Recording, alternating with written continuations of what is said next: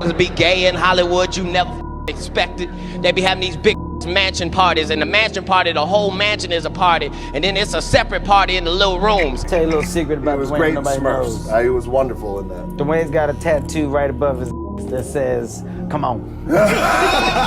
Before I became the sex symbol that I am today, and I did cry myself to sleep one time. Yes, it hurt that bad. Katt Williams is one of the few unsung heroes of the comedy world who have adamantly refused the elitist agenda and stood firm on it. Now this man of integrity has been hinting about Dwayne Johnson, who is rumored to run for president. Katt's revelations have unveiled several heinous doings of the entertainment industry. Let's delve into this latest controversy that will knock your socks off. Katt Williams, the American stand-up comedian and actor, has always stood out from his peers in his blunt and radical beliefs regarding the mechanics of the entertainment industry. His breakout role as Money Mike in Friday After Next skyrocketed his career to phenomenal heights. The recently unearthed interview of Katt with the professional clown Richie the Barber has gained significant attention online. Katt claimed to have attended an exclusive party in Los Angeles involving alleged inhumane practices. He explained that he was hired to perform at this alleged party and encountered various well-known individuals engaging in peculiar activities. Now, Katt is not the only one who has reported on this incident. Many others have expressed their hesitation or fear about disclosing further information. In his iconic comedic way, he said, "I ain't been famous that goddamn long. I'm excited in a motherfucker to be at the mansion party. You be looking in all the goddamn rooms, and you around and look in the wrong room." Now, a celebrity expose channel, Too Strong, has revealed that our favorite celebrity Dwayne has many skeletons in his closet. You might have already heard that Rock allegedly talked about doing a range of inappropriate things with kids. It won't be far from the truth that these alleged parties are the places where you could have an inhumane conversation and not get in trouble for it. The Rock has notoriously talked about children inappropriately. Anywhere from eating them to making a robot that would abuse them. That's not all. Strong also claimed that The Rock has been joking about it, but it is certainly not possible for a sane man to joke about harming innocent children in any way. The whistleblower also declared that since Rock is involved in such activities, he makes light of these serious comments. Marlon Brown claimed that The Rock's hidden obsession with children has materialized in the form of his relationship with Kevin Hart. And we all know that they joke, but they sometimes hide the truth in the joke. And then you find his gravitation towards someone that's of a diminutive stature in Kevin Hart. If you take things into perspective, it is quite obvious that Rock and Hart are always together. And if they are not, they are always talking about each other. You must realize that both of these celebs have built quite the relationship extremely fast. They're always together, or they're always jabbing fun at each other. They're always trading banter, talking about each other. To make things worse, Katt revealed that although the things happening outside in the open are strange, they are nothing compared to those inside the closed rooms. He says that he has seen superstars doing interesting things. Some people believe that one of the people he's talking about was The Rock. He said, "Nick, come here. Is that two kissing? Is one of them Professor Ovi?" It's a fact that Dwayne has been a longer and more prominent member of the alleged illicit club for years before Kevin even made it to the scene. You might have also noticed that people higher in the food chain are mostly those who have been with the industry for a long run. So it is expected to question the merits of a relationship between an alleged elitist senior and a newcomer. The fact is this: nobody in Hollywood has ever gone from zero to hero without doing something to get the ear of the people that could make them a hero. We all know that Katt is a headstrong celebrity who relies on his talent rather than something else, if you know what I mean. And because of his personality, Katt has repeatedly refused to promote the elitist agenda. Strong alluded that he knows that people have tried to take Katt on the other side, but Katt didn't budge. Katt Williams knows all too well what it takes and what he won't do. Because Katt has defied all odds and made his place in the industry solely by using his talent, people in the higher-ups are very mad. In this age of telecommunication, you might already know that Williams' reputation in the industry is not very good. People have been calling him crazy and other insults to inconvenience him. He's been branded crazy, he's been sent to jail, he has been put through the ringer simply because he will not give up at least that. If you think this type of pressure does not work, you are sorely mistaken. You see, another comedic genius, Dave Chappelle, was also pressured by the higher-ups to follow their command, and finally he broke down. Chappelle, he was also saying, I would never wear this, I gotta have my standard and blah, blah, blah, blah, I would never do that. Lo and behold, gets in the movie, has to dress like a woman. The unspoken rule in the industry is that once you are subjugated in front of power, money will come to you naturally. Interestingly, Dave got his act together and stopped complying with the orders. And guess what happened? His show imploded. Many of you might think this is a conspiracy theory, but there might be some truth to it. If we go back down the memory lane, we could find out that Kevin Hart is another celebrity who made it big almost in an overnight time frame. You see, at one point in time, Kevin used to say that the industry would require a big sacrifice from him if he ever wanted to make it big. Rumors on the street are that Kevin took part in a degrading ritual to make the alleged elites happy. Katt has repeatedly pointed out that he didn't do the things the industry wanted to push him into, so he got blackballed. There might be merit to the statement, as you already know that Katt always has his gigs in mid-level comedy clubs, whereas when we observe Kevin, his career is taking him to new heights. Not that he got blackballed, but that he did not buy in to the theory of Hollywood of doing certain things to get monetary gain. He was 100% sure that Kevin Hart did. For those who think that Katt said these things due to jealousy, who knows? Because Kevin himself showed that he had become a dog to the industry. You see, at one point, Kevin claimed on the SNL stage that he would never wear a dress because he had standards, which was also likely just a joke because a few days later he was seen walking on stage in a dress. Now, Kevin wasn't just a woman, he portrayed himself as a child. Some think they know what took place behind the scenes. This was a double humiliation ritual. You're not only going to be a girl, you're going to be a little girl. Since Kev was subjugated in front of power, making money became his second nature. And all of a sudden, Kevin Hart is the mainstay for just about any comedic value you can find on Netflix and Hulu and everywhere you can look. It's Kevin Hart, Kevin Hart, Kevin Hart. In a recent interview with Jamal Finkley on his YouTube channel Black Tree, Katt finally spilled the beans on this dress-wearing scheme you all might be familiar with. You see, Katt revealed his thoughts on controversies around Kevin Hart. But Kevin was not alone, knee-deep in this trap. Eddie Murphy and Jamie Foxx were also with him to keep him company. Let's be very, very clear. It is possible that there isn't anything funnier than a guy in a dress. Katt pointed out what he saw as the irony of the situation. And if that's the case, then it might also be said that there's nothing funnier than a black guy in a dress. Williams carefully indicated that he has observed many artists facing the same hurdle time and time again in their careers. So considering Williams' observation, it can be suspected that someone above has been discreetly targeting icons to dampen their image in the public eye. I've never seen Medea in a pantsuit. I think she wears dresses. So now I'm saying, why are we picking on poor little Kevin Hart? Because it was his turn next. Adding to the revelations, Williams exposed the existence of a secret society named the Illuminati, which faces strong opposition from within the black community and elsewhere. The Guardian has also indirectly backed his claim about the Taboo Society by revealing the society's name and its major members. Quote, "It is the most elite club in the world. This is the Good Club, the name given to the tiny global elite of billionaire philanthropists. The name of some of the members are similar figures: Bill Gates, George Soros, Warren Buffett, David Rockefeller, and Ted Turner. But there are others too, like business giants Eli and Edythe Broad, who are equally wealthy but less well known. You might be wondering what Rock has to do with Kev's success. Well, the puzzle pieces together as Kev has become a devoted servant of the alleged elites, and Rock, who is higher up on the food chain, can easily keep Kev in the lane. It is also important to note that since the duo has graced the screens after doing their first movie together, they have been joined at the hip. He links up with The Rock. They make a movie.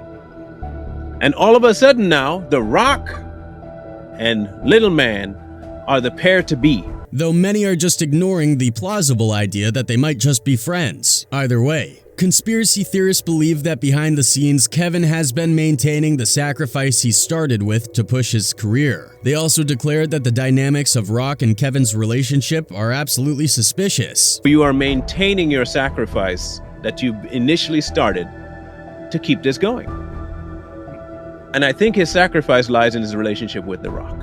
Fans all over the world believe that Katt has been true to his morals throughout his career. Quote, I like Katt. He knows he's sticking his neck out. But he said people need to know what's going on out there. Katt never gave in to their game, and that's making men, especially black men. Katt and Dave Chappelle have been speaking loud and clear. Katt is funny, and he delivers the right lines if you listen to him. He will tell you what is going on in Hollywood. But it looks like with the increase in Rock's popularity, elites have set higher goals for him. You see, after reigning the screens, The Rock might run the country one day too. It might sound far-fetched right now, but things have already been set into motion. During an appearance as the first guest on Trevor Noah's Spotify podcast, What Now?, actor Johnson revealed that he was approached by political parties after a 2021 poll of 30,000 American adults indicated public interest in his potential candidacy for a political position at the end of 2022. Johnson expressed his gratitude and honor at the response to the poll, stating that he was moved by the support he received. He went on to mention that he had received visits from political parties inquiring about his interest and ability to run for office. He said, quote, "That was an interesting poll that happened, and I was really moved by that. I was really blown away and I was really honored. I'll share this little bit with you. At the end of the year in 2022, I got a visit from the parties asking me if I was going to run and if I could run. It was a big deal and it came out of the blue. It was one after the other, and they brought up that poll, and they also brought up their own deep dive research that would prove that should I ever go down that road, I'd be a real contender. It was all very surreal because that's never been my goal. My goal has never been to be in politics. As a matter of fact, there's a lot about politics that I hate." Although Johnson has described himself as a centrist and political independent, he publicly endorsed US President Joe Biden's 2020 campaign and has openly shared his interest in running in the past. In 2016, he told GQ, "I can't deny that the thought of being governor, the thought of being president, is alluring. It is quite possible that if there is a future where Dwayne is president, he would have all the power to imply an elitist agenda in every field of life." Ice Cube has also fearlessly unveiled the sinister record label mafia right in front of the camera, exposing the industry's most closely guarded secrets to his audience. In an interview with Bill Maher, Ice revealed, quote, "Like Follow the Money. I don't know their names, but if you go high enough, you begin to see this is an industry. Let's take rap music. The same people who own the labels own the prisons." Cube boldly shed light on the disturbing shift in hip-hop's focus towards crime-oriented themes. According to him, the narrative has been carefully curated and structured by record companies to cater to their commercial interests. The once powerful voice of hip-hop has seemingly been manipulated into a product molded to fit the record label's desires. Cube highlights the Vanguard Group's stake in record labels and private prisons, revealing a disturbing requirement of over 90% capacity, and exposing the link between the music industry and the private prison business. The records that come out are really geared to push people towards that prison industry. Aside from that, Williams has disclosed significant aspects of the agenda he believed to have originated from the elites. He has repeatedly issued a warning to fellow black artists, advising them to exercise caution and be wary of the potential influence or involvement of this secretive club. It's not necessary for us to stir up that hornet's nest unless we intend to get stung 1,000,000 times. While it may sound somewhat exaggerated, the pimp emphasizes that his intended audience should heed his advice because he believes he has a deep understanding of the situation, having allegedly experienced the consequences of this supposed manipulation for many years. I didn't understand that. They had to sting me 1,000,000 times. I'm still not going to join, but I respect it a little more. According to Katt, he wasn't the sole individual dealing with challenges and adversity, which is why he felt it was necessary to let go of certain matters for the sake of his own well-being. So I know how much they talked about Martin Luther King, and I know what they ended up doing to him. I know this same story about Jesus and a few of my uncles.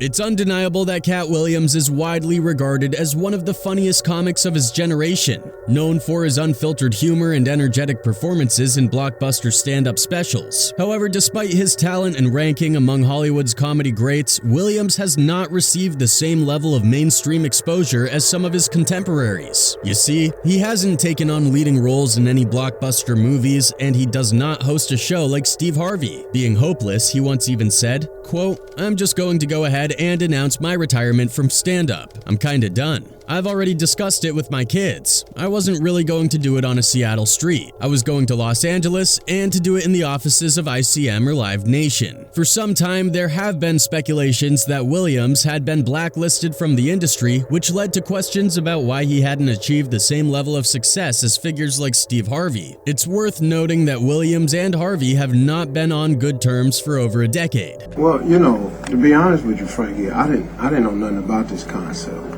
When the promoter told me about it in October, I shot it down. Because that ain't how I've ever promoted a show. Let's not forget how Daredevil Katt actually revealed that he was aware of the real story of Bernie Mac, and he certainly did not shy away from selling out the industry's closest kept secret. I know the real Bernie Mac stories, and I know that the people that made money off Bernie Mac didn't like him. They hated his guts. You might be surprised by Katt's revelation about his former idol, but the next one is even more destructive. Katt explained that the entire world was fooled by the Oscar shocker slap, which was actually staged according to him. Katt's opinion holds credibility thanks to his experience in the production business. The industry is canceling one black guy. I know what happens when they are going to elevate another.